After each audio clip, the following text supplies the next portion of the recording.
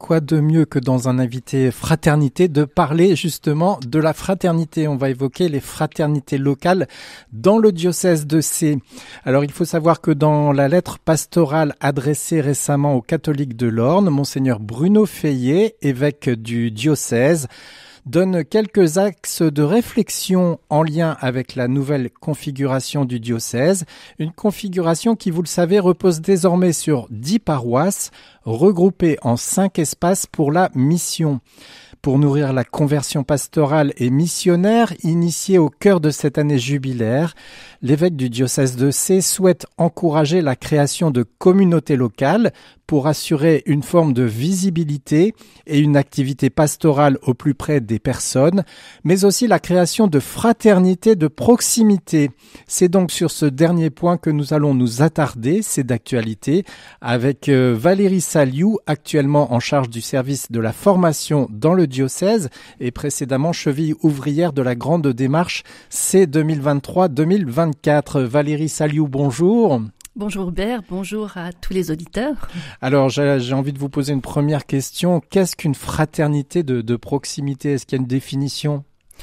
On peut dire que les fraternités de proximité, ce sont des groupes de paroissiens qui se rassemblent selon un principe de proximité.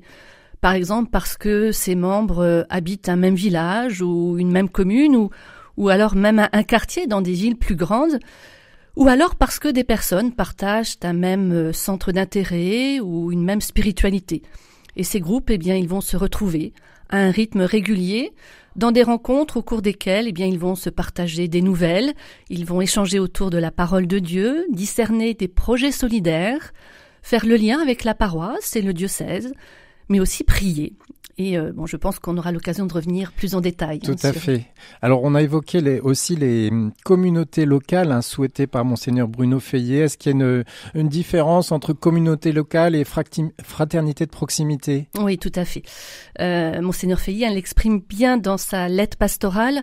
La recomposition territoriale qui nous fait passer de 30 à 10 paroisses ne peut pas se faire sans évolution, sans une manière de vivre en Église qui soit envisagée de manière renouvelée.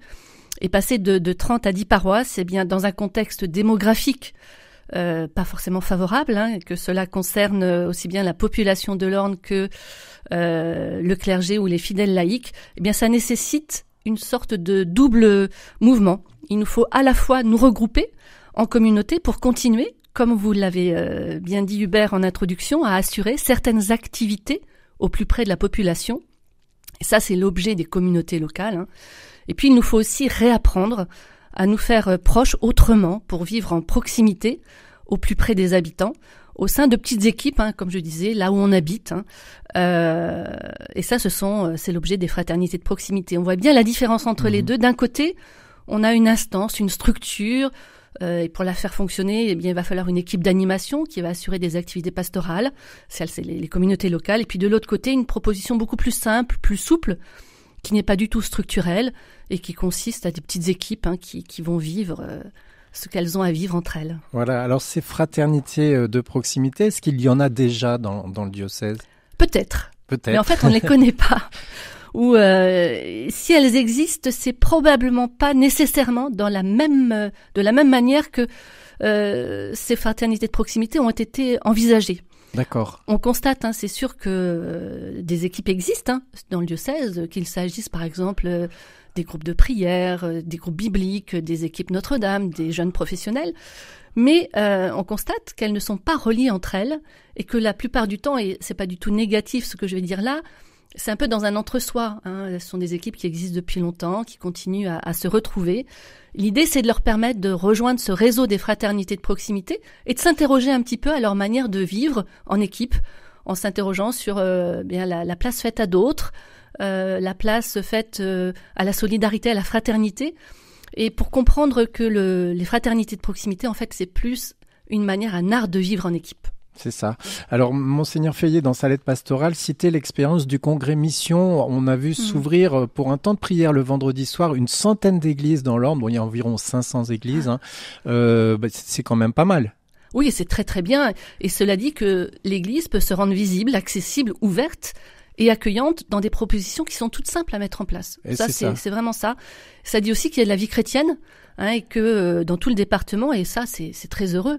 Mais ça dit aussi, peut-être dans ce qu'on a à vivre aujourd'hui, que la messe, eh bien, ce n'est plus, qui est toujours la source et le sommet de la vie chrétienne, mais ce n'est plus nécessairement, surtout en milieu rural, la possibilité pour l'Église de se faire proche, et qu'il faut trouver d'autres initiatives, susciter d'autres projets, peut-être avec qui soient à la hauteur des moyens qui existent dans les différents lieux, pour que l'Église se fasse ouverte très largement à tous. C'est ça, s'il y a eu une centaine d'églises ouvertes pour un temps de prière, ça veut dire qu'il y a des chrétiens qui peuvent se rassembler en plein d'endroits du département, en milieu rural. On trouve toujours des chrétiens proches de chez soi. Alors, est-ce que c'est une priorité pour les années à venir, ces fameuses fraternités de proximité? C'est une orientation pastorale, en tout cas donnée dans cette lettre. Tout à fait. En fait, elle trouve tout son sens dans ce que les gens cherchent aujourd'hui. C'est une chaleur humaine, on l'entend. Et dans la recomposition du modèle paroissial, avec des paroisses qui sont beaucoup plus vastes, des acteurs pastoraux moins nombreux et vieillissants, que ce soit les prêtres, les laïcs, les diacres, les religieux, il y a un double enjeu, celui de tenir la proximité, et un autre peut-être plus important encore, celui de vivre la fraternité. Et c'est en quelque sorte trouver par ce moyen-là, on verra si c'est opérationnel, s'il atteint son objectif, c'est trouver des moyens pour continuer à être une église qui se fait proche, voire encore plus proche des habitants de l'Orne, une église qui soit vraiment fraternelle. Voilà, donc c'est un challenge pour les années à venir. Alors je suppose que le diocèse de Sées n'invente pas la poudre. Est-ce que vous connaissez d'autres diocèses en France qui se sont déjà lancés dans cette expérience de fraternité de proximité? Est-ce que ça marche? Oui, alors comme vous avez tout à fait raison, on n'est pas des précurseurs. Beaucoup de diocèses cherchent, balbutient, tâtonnent pour essayer de trouver des moyens de répondre aux enjeux d'aujourd'hui, et on ne fait pas exception, non. Des diocèses ont commencé avant nous à se lancer dans ces fraternités de proximité, et dans le cadre de ma mission précédente, j'ai eu l'occasion de visiter certaines expériences. Oui. Mais aujourd'hui, on constate qu'on peut pas faire de copier-coller, que les réalités d'un diocèse à un autre ne sont pas les mêmes. Mais on peut s'appuyer sur les relectures qu'ils font. Moi, je pense en particulier au diocèse d'Amiens qui a lancé un peu plus de 600 fraternités de proximité et sur lesquelles on peut aujourd'hui pouvoir s'appuyer. Et on constate que ces fraternités de proximité, elles permettent de donner à voir et de vivre une nouvelle forme de vie en Église, plus fraternelle, et qu'elles aident aussi à penser le mariage territorial autrement. Et ça, c'est important. Elles montrent aussi des difficultés. C'est ça. Et la première d'entre elles, c'est se lancer. On va en reparler dans un instant. Valérie Saliou, je vous propose d'écouter l'expérience du diocèse de Grenoble. Nous avons joint par téléphone Caroline du Sordet du service diocésain d'évangélisation. Grenoble qui a déjà 10 ans d'expérience et environ 400 fraternités. On écoute tout de suite. Monseigneur de Carimel a écrit une lettre pastorale en 2013 dont l'enjeu était d'inviter les chrétiens à vivre du Christ dans des communautés renouvelées. Et il avait déjà l'intuition qu'il y avait quelque chose à jouer dans le sens de se rapprocher entre chrétiens, puisqu'on a moins de prêtres et donc moins de célébrations peut-être dominicales. Et du coup, que les chrétiens se rassemblent régulièrement autour de la parole de Dieu, dans la prière et l'écoute mutuelle. Ça, c'est exactement les mots de sa lettre de 2013. D'accord, donc l'importance est donnée à la parole de Dieu, C'est le socle. Je dirais que quand on a l'habitude, on nous demande généralement, mais comment est-ce qu'on fait pour être une fraternité locale, pour en former une, je leur dis que l'essentiel, c'est que la parole de Dieu soit le socle, le point de départ. Donc on s'appuie dessus, on choisit un extrait de la Bible pour ensuite partager ensemble entre chrétiens. C'est vraiment le point de départ. Est-ce que ces fraternités locales sont missionnaires quelque part? Alors ça fait partie de leur vocation. Et ça, c'est le père Loïc Agadec, qui était prêtre à l'époque, vicaire dans notre diocèse, en 2022, qui a rassemblé donc l'ensemble des fraternités locales du diocèse. Et son message était vraiment de cet ordre-là. Vous avez vocation à vivre quelque chose de fort et de spirituel à l'intérieur de votre fraternité, mais elles ont aussi vocation à être missionnaires et à se démultiplier, à aller porter du service au-delà de ce qu'elles sont, etc. Donc, j'ai l'habitude de dire que c'est comme dans une famille, en fait. Une famille se nourrit de sa propre foi, donc une famille chrétienne, pour elle-même, et puis, quand elle est bien nourrie, eh bien, elle diffuse au-delà son amour. Donc, une fraternité, c'est pareil, elle a vraiment pour vocation à diffuser au-delà tout ce qu'elle a partagé en interne. C'est ça. Et puis la dimension missionnaire, ça peut être aussi des membres de la fraternité qui visitent des personnes seules ou malades ou qui organisent des choses dans leur quartier ou même des pèlerinages. Par exemple, tout à fait. Je connais une fraternité qui, par exemple, a décidé ensemble d'aller monter un parcours alpha dans une prison. Il y en a d'autres qui ont fait des choix, en effet, de service au sein de la paroisse ou au-delà, dans les quartiers. Comme en général, on se réunit en proximité. C'est aussi une des essentiels de cette fraternité, c'est les gens soient en proximité géographique. Eh bien, c'est peut-être de rendre un service au niveau du quartier ou bien de donner une nouvelle vue à ce qui se passe dans le quartier. Voilà donc l'interview de Caroline Dusordet du service diocésain d'évangélisation pour le diocèse de Grenoble qui a donc environ 400 fraternités, c'est pas mal, hein, Valérie. Hein. Ça fait rêver. Voilà, et puis voilà, on a entendu qu'ils insistent sur la parole de Dieu en fraternité. Oui, hein. C'est très important. C'est ça. Alors il y a d'autres diocèses qui vont dans le même sens. Plus proche de nous, il y a Coutances, il y a aussi Beauvais, Reims, Quimper, Arras, Amiens, vous l'avez dit.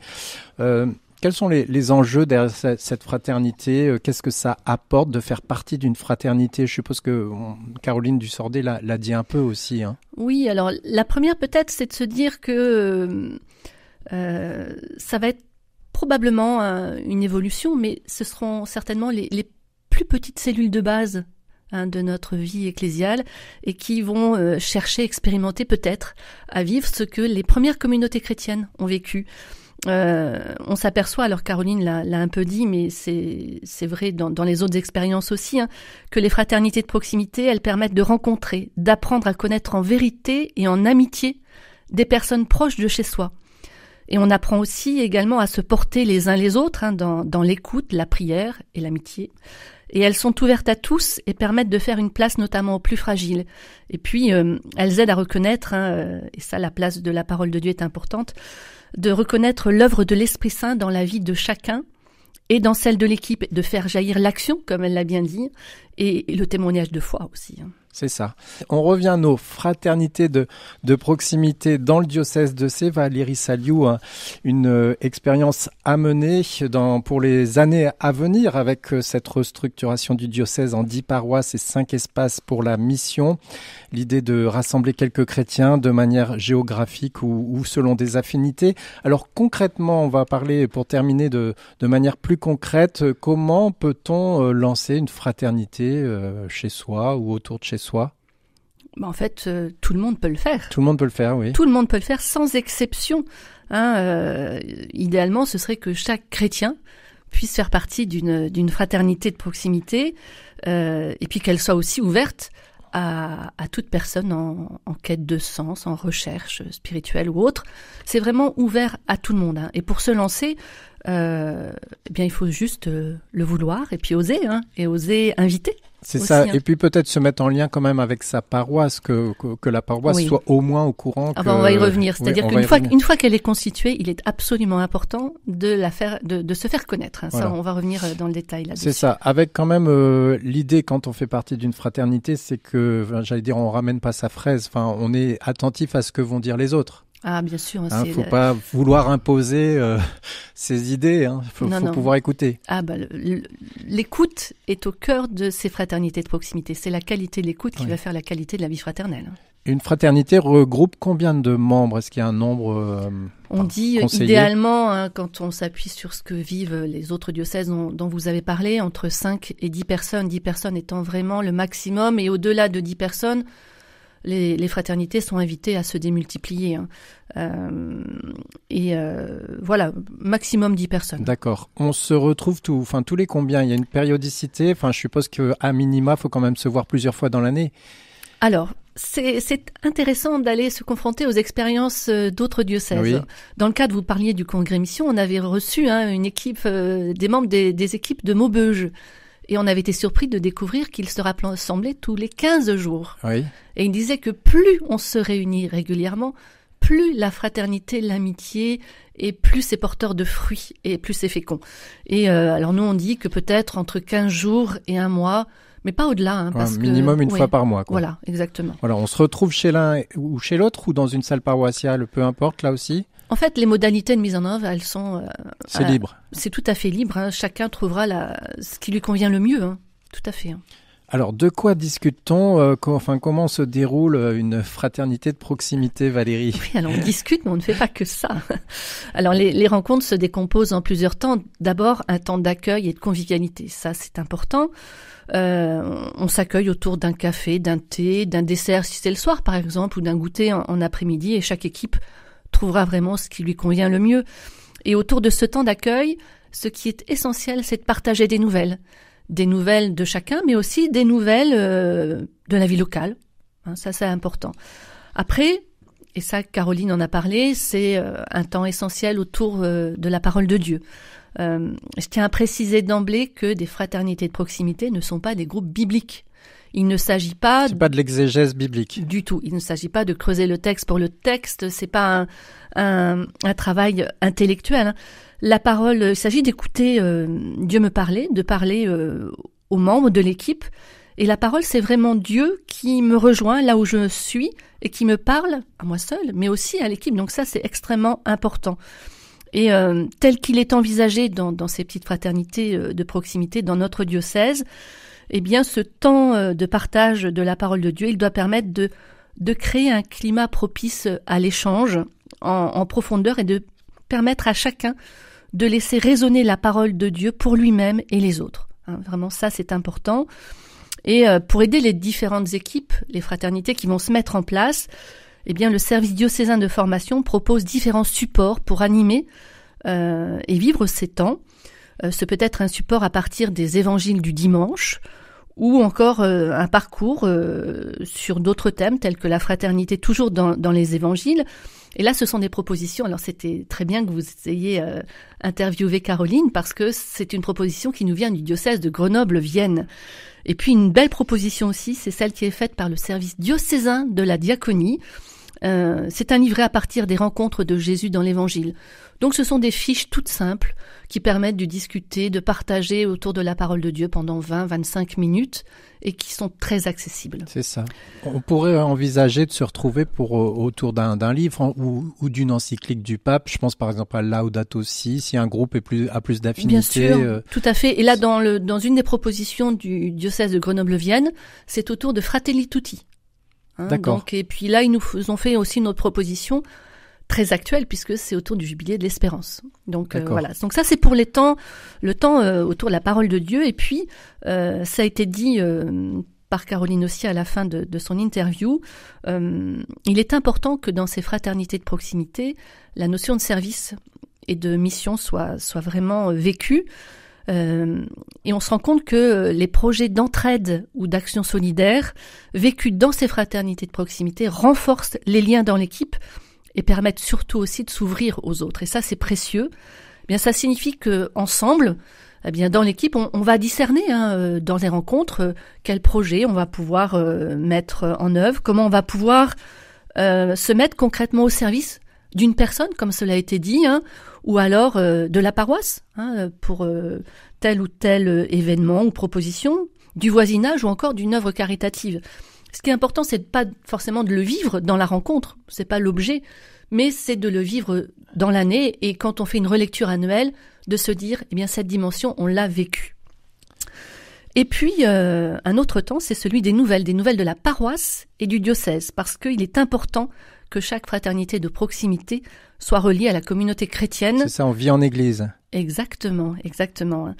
Et puis, dans chaque rencontre, il y a un temps de prière. Au moment qui semble le plus opportun, ça peut être au début, ça peut être à la fin. Et on se rend compte que de la communion naît le besoin de prier ensemble les uns pour les autres. Alors cela peut prendre la forme d'une prière de louange, d'action de grâce, de demande. Ce qui est important, c'est surtout de bien veiller à l'expression possible de chacun là où il en est. Tout le monde n'est pas naturellement ouvert à une prière spontanée, il faut marcher au pas du plus lent et puis avancer tous ensemble. Puis, c'est le temps de s'apprivoiser aussi. Exactement. Si on ne connaît pas tout le monde dans la fraternité, il faut s'apprivoiser. Je suppose qu'il faut quand même un animateur ou en tout cas une personne un peu plus chargée de faire le lien avec la paroisse ou le diocèse dans chaque fraternité. Oui, c'est absolument indispensable. Parce que l'animateur, c'est lui qui va veiller au bon déroulement de la rencontre, qui va être attentif à chacun, que chacun puisse prendre et trouver sa place. Et comme vous le dites très bien, c'est lui qui va être le référent de cette petite fraternité de proximité qui sera en lien avec un référent paroissial. Valérie Saliou, un grand merci d'être venue en studio à Alençon nous parler des fraternités de proximité qui vont se lancer dans le diocèse de Sées. On termine rapidement par quelques informations. Il y a des ateliers qui peuvent être proposés pour aider justement à se lancer dans différents domaines. C'est les fameux ateliers POM 61, c'est pour atelier outils de proximité pour la mission, c'est ça ? C'est ça, ce sont des ateliers de proximité avec des outils pour la mission. D'accord. Voilà, tout à fait Et ça. parmi ces ateliers, il y a des ateliers axés sur la fraternité de proximité. Tout à fait. Ils ont pour but de stimuler la création et le développement de ces fraternités de proximité. Alors, ce sont les curés et les équipes d'animation pastorale qui en font la demande et qui invitent à l'atelier parce que ces ateliers, ils ont lieu en paroisse. D'accord. Et ce sont des membres des services diocésains qui se déplacent. Mais on peut imaginer aussi, à la suite de cette émission, que des auditeurs puissent interpeller leur curé ou des membres de l'équipe pastorale pour solliciter tel ou tel atelier. Et il y a plein d'autres ateliers. Il n'y a pas que cette thématique. Alors, pour tous ceux qui sont intéressés, rendez-vous sur le site internet du diocèse de Sées, www.orne.catholique.fr. Et puis Valérie, je donne l'adresse mail du service de formation du diocèse de Sées pour vous joindre aussi, parce que vous pouvez peut-être apporter des compléments d'information. formation@diocèsedesées.org, formation@diocèsedesées.org. En tout cas, dans le diocèse de Grenoble, il y a plus de 400 fraternités. On espère que dans le diocèse de Sées, il y en aura presque autant. Tout à fait. Merci Valérie Saliou, bonne continuation dans le diocèse.